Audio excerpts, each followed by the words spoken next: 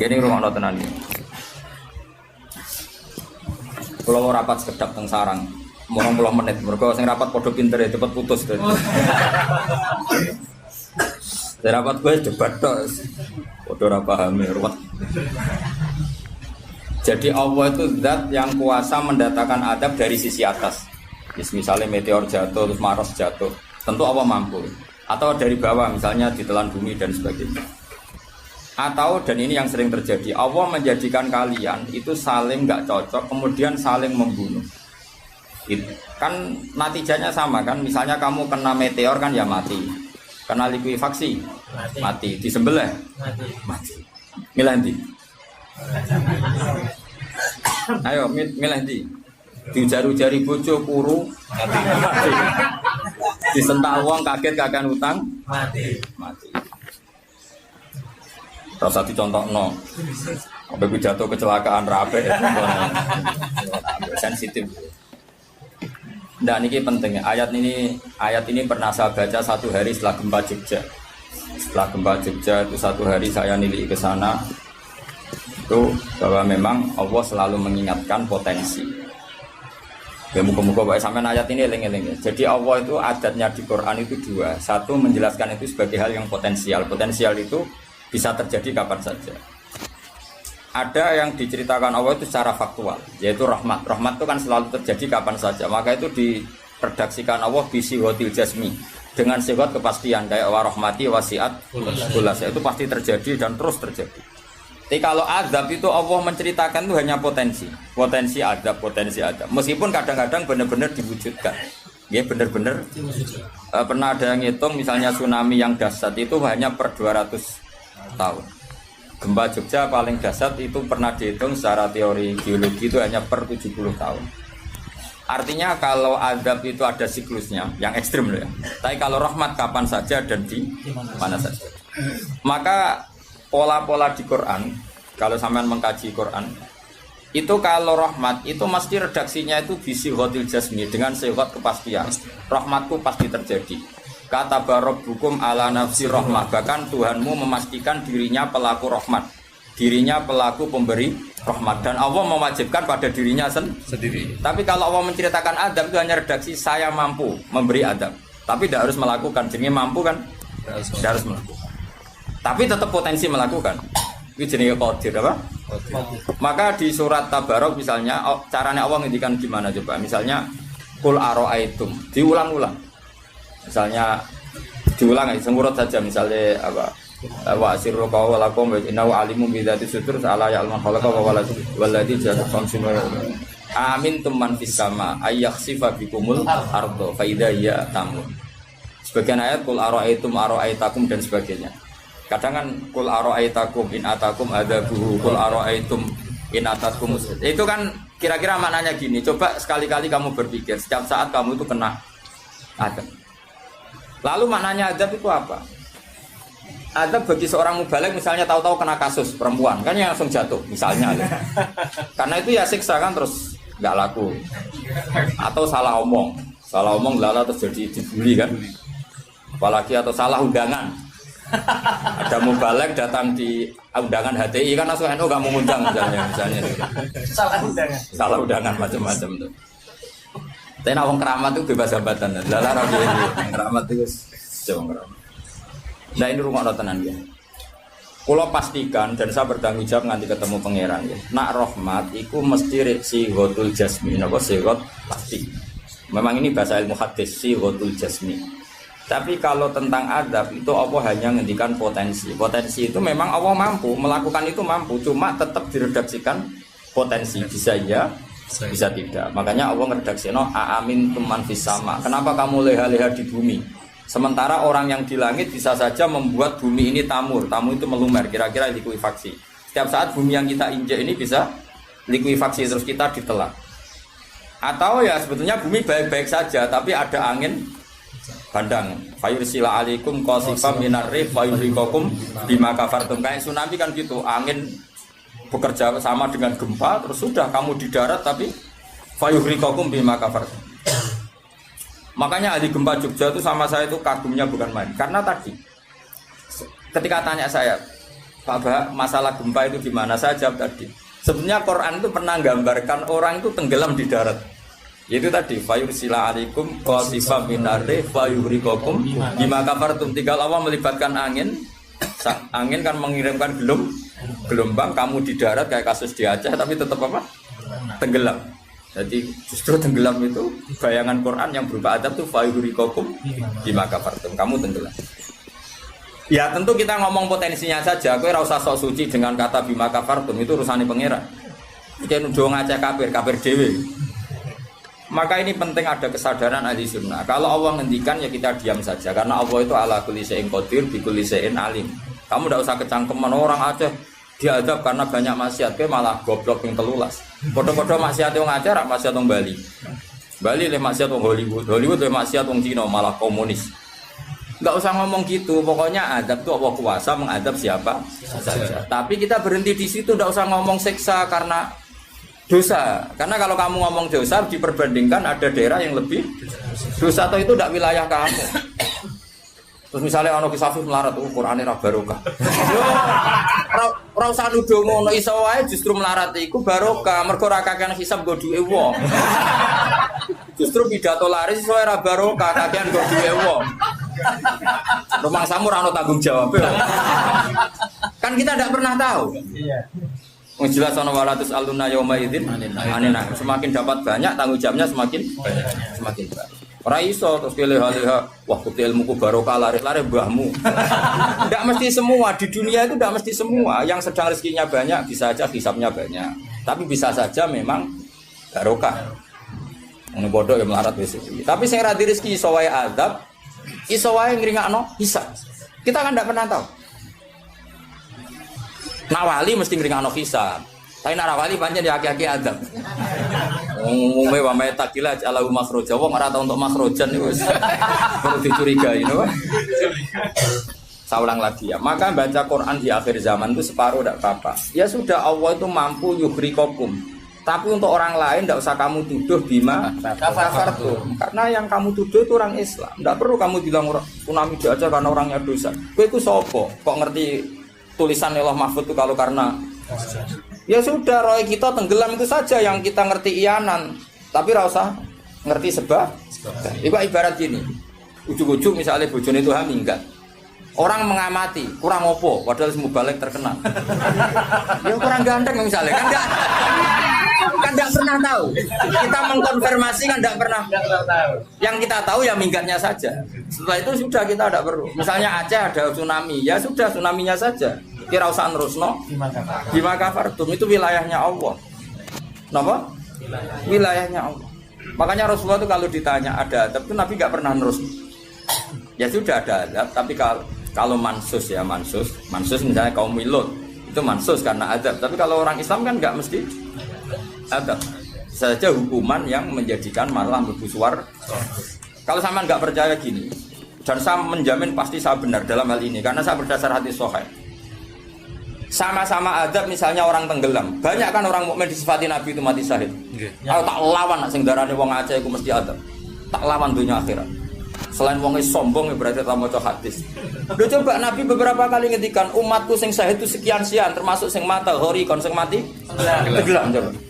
Artinya ada bentuk hori yang justru syahid. Kecangkeman dora tahu ngaji kecangkeman. Oh tak lawan dunia akhirat. Karena sok sucinya.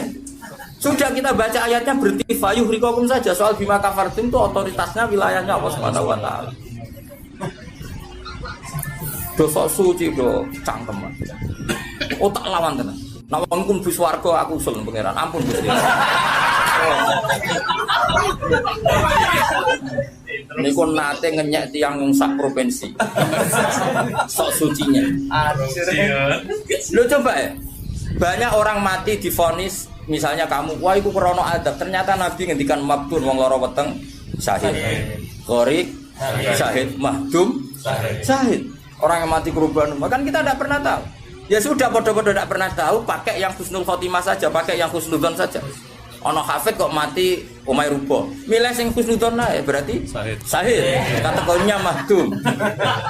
Jangan terus ono wah kena adab. Sesuai oleh ngedol Quran lu ngawur. Oh, tak lawan, sing ngomong ngono lawan. Siap lawan. Siap ya. Ya follow ISIS. Kita asli nih, maksudnya hobinya itu tak. Hobinya itu ke arah. Jadi nak dijak ngomong damai itu dingin. Yo pancen yo lucu, nak wong brewoken terus gak garang. Lucu nih, jadi nak pangeran ngendikan rungokno wae. Tapi kowe ora usah koyok di otoritas kok pangeran ben ngono pangeran. Itu termasuk tafsir yang termasuk saya setuju. Makanya kata Imam Sa'rawi, nak pangeran negur Kanjeng Nabi kira usah melok-melok. Kanjeng Nabi atasane pangeran kira usah melok-melok duwe rasa sesuatu mbek Nabi. Misalnya Nabi ditegur di Abasa, ya biar Allah atasannya Nabi, berhak dong negur. Kowe ora usah di perasaan macam-macam. Lho Nabi kok ditegur pangeran usah ngono. Nabi tetep panutan kita ila yaumil kiamah. Itu kan ibarat masyhur lah misalnya Mbah Mun kadang negur putrane. Ora perlu santri ngrasa putranya ada apa-apa. Itu kan wilayahnya Mbah Mun karena sama putra. Kayak aku misalnya negur Tuhan, ora olah terus melok negur Tuhan aku walat. Lho Tuhan wis mubalek kowe sapa? Lah nek aku ora mau kiai ini aja. Paham jelas ya? Mak aku oleh sak uri-uriku. Cara dekne protes ning pangeran tetep dosane akeh dekne dibanding. Paling ngenyek dekne ditulis pira loro paling. Nek nak gak sampe ilmu. Apa meneh diperjualbelikan. Mas, tuntas kok ngadepi aku sama dosa. Saya ulang lagi ini penting saya utarakan. Jadi Allah saja yang Tuhan ngendikan itu potensi. Saya pastikan lah. Kita semua kenal Allah yang warahmati wasiat. Nabi berkali-kali ngendikan inna rahmati sabaqat ghadab. Sebagian riwayat bukan sabaqat, ghalabat. Setiap rahmatku pasti mengalahkan azabku. Artinya gini, kalau ada potensi azab, ya kita milih itu bentuk rahmat saja dulu karena itu yang mesti menang. Jadi paribasane aku roh munib, mati kecepet omahe paribasane. Utawa mati tiba ning WC. Misal aku tetep darani syahid. Kategorine mahdum. Ojo kok aku makine ning WC. Mungkin dene nutupi kewaliane tapi hebane mati ning apa? Hebane mati ning WC. Enggak apa-apa. Karena menduga rahmat itu lebih gampang karena Allah jelas ngendikan yang hadis qudsi inna rahmati ghalabat ghadabi. Berarti gamane pola semua itu lebih baik kamu tafsirkan sebagai rahmat. Nah, kecuali ada sorikul ayat yang mengatakan itu adab, tapi mana ada sekarang udah ada nabi. Misalnya kaum Lut kan Allah jelas-jelas ngendikan itu karena adab, ya sudah kita ikut mengatakan adab. Tapi kalau yang orang Aceh, orang mana-mana kan tidak ada ayatnya. Jelas ya? Iya. Mulane sing apik itu ngaji sing tenanan. Loh kalau kaum Lut kan binasillah misalnya hijarata kada wa kada terus Allah ngendikan karena adab. Ya sudah kita ikut tentang kaumnya Nabi Lut. Tapi sekarang yang saya misalnya ada orang punya penyakit homoseks, kemudian dia kena adab. Ya sudah itu sanksinya Allah, bisa saja adab ini kalau dia mukmin kafarah betul. Memang ya adab tapi oleh Allah dihitung kafarah dan itu hadis sahih. Tidak ada seorang mukmin yang punya dosa kecuali nanti dia kena masalah, nanti kena riu atau kesandung dari Nabi dan itu nanti jadi kafarahnya. Dan misalnya Gus Afif ya persimaan mulai kesandung berganti ceblok. Ya, tapi salam tampilnya orang ceblok. Kalau nanti diceritani Ustaz, setengah drama juga kisahnya. Saya latihan Nyai Bapak kepleset. Itu berkat kocar kati yang saya pertahankan satu. Aku apa? Bareng guling, wah ini masih. Mereka latihan Mama, ini paling penting. Berkat gak masalah, berkat enggak. Nah, seperti ini kowe ora usah nak milih sebagai adab. Karena Nabi jelas ngendikan orang wong mukmin sing kena eri bahkan kesandung kecuali jadi kafar. Jadi saya pastikan fayuhriqakum bima kafartum itu untuk konteks orang mukmin kamu baca separuh saja sudah Allah itu mampu menenggelamkan kalian. Tapi khusus orang mukmin khitabnya jangan bima kafartum kan kita ada kafir. Tak lawan tenan. Aku bola-balik juga. Kula bola-balik ketemu aneh-aneh. Kula kemarin enggak bisa cara ketemu wong aneh-aneh. Tak tantang. Tapi ketemu aku serawani Mas. Wah. Betul lah kalau Loh, kalau Allah kan maha tahu, sehingga Allah berhak dong ngendikan bima kafar mergo kowe kafir. Kita kan tidak tahu, apalagi dohirnya dia mukmin kan ayat itu tidak kena. Ayat itu kan pada orang kafir, bima kafar tu mayatilah, kowe bima amantum. Boyo mikir, ngene seudon kok usah dilembagakno, seudon. Lah wong seudon kok dalil. Ijak ana panggunge dia. Wong seudon siri wae elek men seudon kok dikei panggung. Jajak itu. Jajak bisa. Lha seudon kok dilembagakno. Ku tak lawan yakin dunia. Wes sampe swarga lah tak protes nek wis aku tetep. Bahaya itu bahaya sekali. Ora terima bahaya sekali. Ya saya ulang lagi ya. Jadi kata qadir itu potensi, napa? Potensi. Potensi enggak mesti terjadi karena kita tahu warahmati wasiat. Inna rahmati sabaqat ghadabi wa firwatin ghalabat. Jadi kalau ada fenomena tak pilih dulu itu rahmat, terutama kalau pada orang mukmin. Misalnya ana toha bojone minggat tari rahmat, namun untuk sing luwih apik itu aja. Selalu pengen. Soale bojo minggat, namun apa digenti sing luwih enom. Wis ngono tak pilih kuwi. Engko sing minggat tak mulai nek. Ternyata ra piye-piye wae bahaya nek ra mulai kalau ana penggantine tenan kan. Mulane ngaji to, pun nang anut kula. Fayukhrikakum bima kafartum. Sing berhak ngendikan bima kafartum iki sapa nek ora pengiran. Wong yang terjadi di Indonesia udah do mukmin, mana mungkin kita teruskan bima kafartum.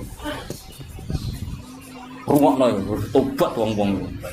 Awas yo dunya tak lama. Amain Nabawi anut Sayyidina Ali. Dari Sayyidina Ali, aku sok ben ketemu pengiran pertama, nglapurno wong sing masalah mbak. Ana awwaluman yatsu baina yadir rahmanil khusuma. Aku wong pertama sungkeman yang pangeran. Iku apa konfirmasi, musuhku aku bener di. Aku sih yakin ngono. Aku sebenarnya ngono. Nah, ulama dilawan bal ngenyek wong. Yakin wis ora yakin. Oke, ana awaluman yajsu baina yadir rahmanil khusuma. Yatsu itu apa sungkeman. Sama kata jasa yatsu susu. Aku wong pertama pas ketemu pangeran sungkeman mengkonfirmasi itu tolong Gusti putuskan saya atau mereka yang benar. Aku lah yang ngono harinya. Sowan wong dilawan ngawur ya. Quran wae pangeran ngitikan apa saja sah karena Allah itu alimum bidzati sudur bikulli syai'in. Alim kita ini siapa? Kita kan nggak tahu detailnya orang-orang mukmin. Nggak usah kamu vonis itu azab.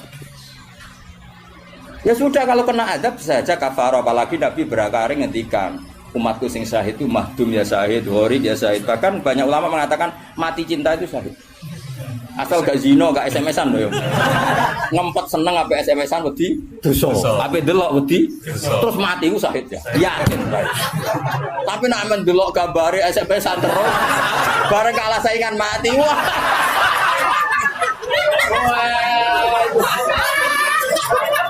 Gak syahid blas ya. Sama sekali. Karena dia tetap ngumbar nafsu kan. Cuma keok kan ngono tok. Ora nih sing koyo ngene kan ape delok rawani. Mosok jenggoten kok. Ape takok ya rawani. Pas ketemu sing disenengi duwi lho. Wah, iku nak mati nih. Oh tak salati mimit ngono.